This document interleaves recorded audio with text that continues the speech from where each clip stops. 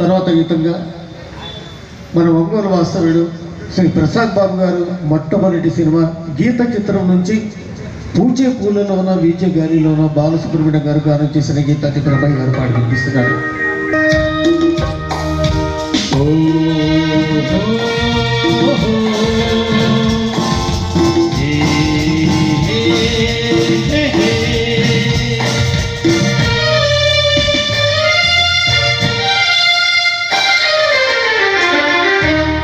పూచే పూలలోన వీచే గాలిలోన నీ అందమే నీ అందమే ఒకని